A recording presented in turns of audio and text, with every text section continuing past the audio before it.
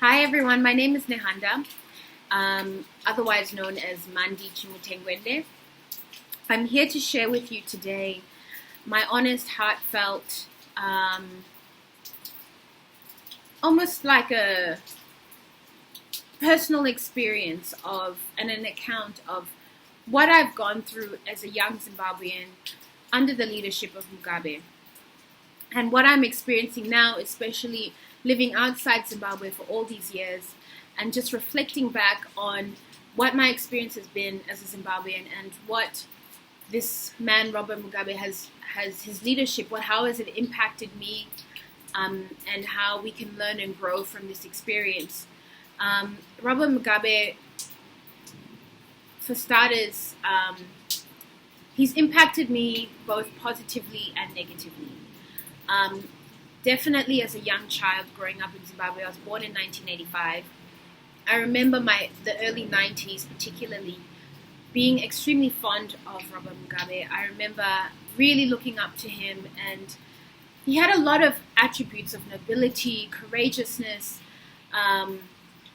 He was well-spoken, articulated, educated, and he really stood for values that I think made Zimbabwe great at that time. I think he did his best to make Zimbabwe an amazing country at that time, and we were really looked upon by many African countries as the Switzerland of Africa, as someone once said to me.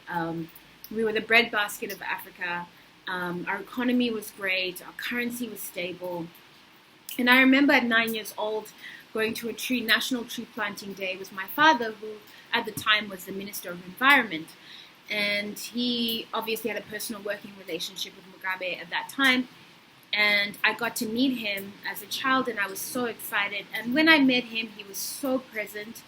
He grabbed my shoulders, and he just smiled so deeply and was genuinely kind to me. I thought, wow, this man is incredible.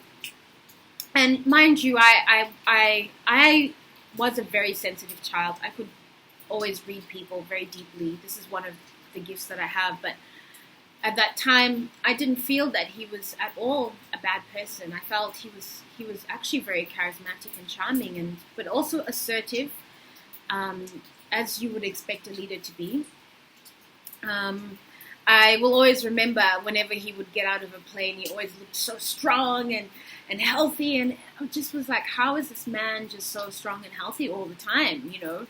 He definitely inspired me in many ways. And Zimbabwe at the time was a reflection of the integrity that he had at that time. I know he wasn't perfect, and I know before that, there were things that he did that were not amazing, but I can definitely say at that period of my life, I have nothing but positive things to say from my own personal experience. However, it is important to know that things were not all good for all Zimbabweans. And I have to say, as a black woman who grew up in sort of a more affluent kind of part of Harare, I went to a private school called Arundel. I remember going to school deeply resenting white people because I was aware of the differences and the privilege that white people had that black people didn't have. I remember that it was easier for a white person to get into a private school than it was for a black person. I remember seeing that there was only a handful of black teachers at my school, and the ones that had strong accents and obviously had gone to public school were kind of looked down upon. I remember slowly but surely wanting to be more white, and at the same time resenting white people, but also wanting to be as white as I could be, so that I too could be respected. I too could, flourish and be seen as someone who is somebody. And this was not at all a good thing. And up to this day, it saddens me that I can't speak my language that well. I feel very uncomfortable when I'm speaking my language because I just didn't give it the attention that it needed from my education. And to be honest, I was in an environment where it was not really that encouraged to be strong in your language and strong in your understanding of the culture. I then had to re-embrace these things as an adult, which is why I changed my name to Nehanda. But this aside, we needed to have a reform and a revolution to bring black people to the same level as white people. It had to happen, and it had to happen at some point, and it was never going to be pretty. I don't think there was ever going to be a nice way to do this. However, I feel that there was a lot of bloodshed, there was a lot of suffering that was unnecessary. The intentions to bring black people to a place of self-respect, equality, to share the wealth and the land and the resources that white people were benefiting from. I feel, yes, this intention was, in essence, it was not a bad intention. However, we did not anticipate the consequences that would happen, the sanctions that would happen. I myself, when I left Zimbabwe, was put on sanctions by the Australian government. I got a letter that I was had links to weapons of mass destruction because my father had been a minister in Mugabe's cabinet for a long time, and even though he wasn't a prominent key figure at this time when Zimbabwe was having the fall, everyone was targeted, especially children. Children were used as political pawns, and this was very sad because, you know, I can say from my own experience, yes, I was in Australia, but I was working full-time as a waitress, earning $12 an hour, minimum wage. I didn't have financial support from my family in that way. They didn't have the money to do that for me. I had to basically rebuild my life. I didn't even get to see them for 6 years because I couldn't leave Australia because I was on sanctions by the Australian government. So it was an incredibly difficult time, probably one of the saddest times of my life. I contemplated suicide a lot because I was this young girl having to face a whole government by myself. I didn't even really have money for proper legal representation. I kind of had to figure it out on my own, of how to speak the lingo to convince the Australian government that I was not a threat. And this brought me incredible suffering, but it made me who I am today. It made me the outspoken person that I am. It led to a spiritual awakening for me. It changed my life. I also noticed that with all the suffering that happened, it didn't just affect black people, it affected everyone. You know, suffering is interesting in that it unifies people in strange ways. You know, I remember going back to Zimbabwe for the first time in 2012 and seeing for the first time a white Zimbabwean speaking Shona better than me. And I was like, oh my God, things have changed. What is going on here? And it made me realize that with everything, you know, we all had to come to the same level. And in many ways, the struggle between the races was slowly but surely shifting because we had one common enemy, which was the struggle.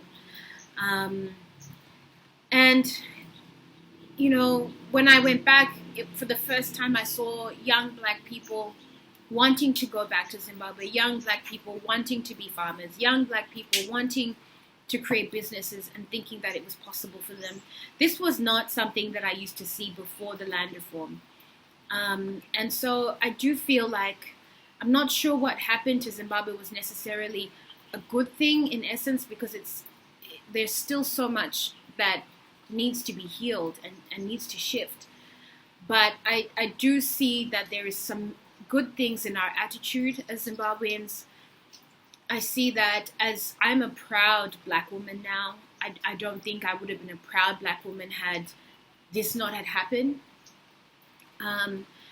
And I think that it's important for us to not just dwell on the negativity, but to also look in hindsight and see the good things that have come about from this experience, and to also use this as an opportunity to change for the better.